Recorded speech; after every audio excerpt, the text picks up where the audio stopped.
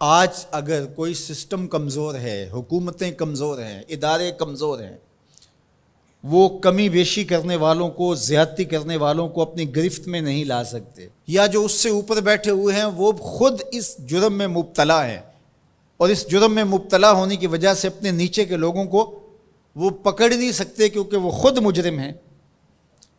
تو اگر نظام میں سکم کی وجہ سے کوئی شخص فائدہ حاصل کرتا ہے، اللہ ارشاد فرماتا ہے الا یظن اولئک انہم مبعوثون، وہ یہاں تو لوگوں کو دجل دے بیٹھے، لوگوں کو فریب دے دیا، دھوکہ دے دیا، کسی کی آنکھوں میں مٹی جھونک دی اور کام صحیح نہیں کیا لیکن اچھا بن کے کسی کے سامنے پیش ہو گئی، یہاں تو کر سکتے ہیں، لیکن اللہ تعالیٰ نے ارشاد فرمایا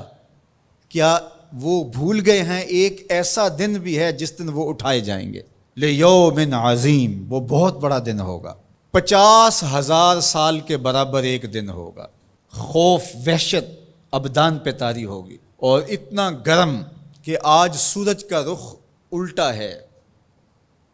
پھر رخ سیدھا ہو جائے گا، اب سورج بہت بلندی پہ ہے، پھر 1.25 میل کے فاصلے پہ آ جائے گا، اب زمین میں قوت جاذبہ ہے، گرمی کو جذب کرتی ہے، پھر زمین تانبے کی ہو جائے گی، اللہ اکبر، وہ کتنا سخت دن ہوگا جس کو قرآن نے کہا یوم عظیم، اللہ کی عظمت و جلالت کے اظہار کا دن ہوگا، لیکن میرے حضور نے فرمایا کہ 7 اشخاص ایسے ہوں گے جنہیں اللہ اس دن اپنے عرش کا ٹھنڈا سایہ عطا فرمایا، ان میں سے نمبر 1 امام عادل، عادل حکمران جو انصاف کے تقاضوں کو بہر صورت پورا کرتا ہے اگرچہ قریبی ہی کیوں نہ ہو۔ دوسرا شخص وشاب نشأ فی عبادت اللہ، وہ جوان جس کی جوانی اللہ کی عبادت میں گزری۔ آج تو میرے جوان کی جوانی سوشل میڈیا پہ گزر رہی ہے، آج میرے جوان کی جوانی تو گلیوں چوکوں اور بازاروں میں گزر رہی ہے۔ تیسرا شخص وَرَجُلٌ قَلْبُهُ مُعَلَّقٌ بِالْمَسَاجِدِ، وہ آدمی جس کا دل مسجدوں سے جڑا رہتا ہے، مسجد سے نکلنے کو جی ہی نہیں چاہتا۔ کتنے خوش نصیب لوگ ہیں جو مسجدوں کے ساتھ جڑے ہوئے ہیں۔ ایک روایت میں فرمایا جس شخص کو مسجد کی دیکھ بھال کرتے دیکھو، مسجد کی صفائی کر رہا ہے، وہاں پڑی ہوئی کوئی نامناسب چیز اٹھا رہا ہے، مسجد میں روشنی کا انتظام کر رہا ہے، مسجد میں خوشبو کا انتظام کر رہا ہے، مسجد کے کاموں میں لگا ہوا، اگر کسی شخص کو دیکھو اس کے ایمان کی گواہی دے دو، یہ بندہ مومن ہے، یہ مسلمان بندہ ہے۔ تو فرمایا چوتھا شخص وَرَجُلٌ دَعَتْهُ امْرَأَةٌ ذَاتُ مَنْصِبٍ وَجَمَالٍ فَقَالَ إِنِّي أَخَافُ اللَّهَ، وہ جوان جس کو کسی خاتون نے دعوت گناہ دی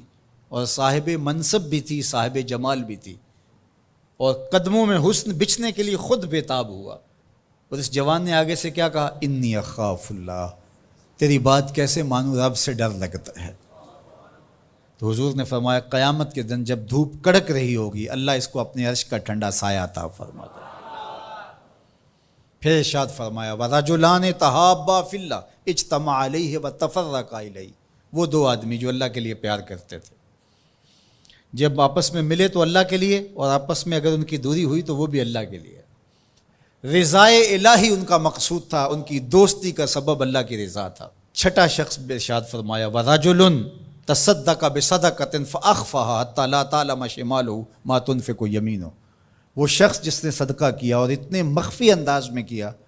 کہ جو دائیں ہاتھ نے صدقہ کیا بائیں کو خبر بھی نہیں ہوئی۔ اللہ اکبر، ہم نے اپنے بزرگوں کا یہ مزاج دیکھا ہے کہ وہ دیتے ہوئے جس کو دے رہے ہیں اس سے بھی آنکھیں نہیں ملا رہے ہوتے کہ اس کو کوئی شرمندگی نہ ہو۔ اور 7واں شخص وَرَجُلٌ ذَكَرَ اللَّهَ خَالِيًا فَفَاضَتْ عَيْنَاهُ، وہ شخص جس نے تنہائی میں بیٹھ کے اللہ کا ذکر کیا، کوئی دیکھنے والا نہیں تھا، اکیلا بیٹھا تھا اور اللہ کا ذکر کر رہا، محبت الہی کی وجہ سے اس کی آنکھوں میں آنسو امڈ آئے۔ تو میرے اور آپ کے آقا و مولا فرماتے ہیں قیامت کے دن جب کوئی سایہ نہیں ہوگا اللہ اسے اپنے عرش کا ٹھنڈا سایہ عطا فرمائے۔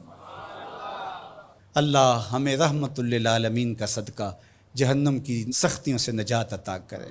اور ایسے اعمال بجا لانے کی توفیق دے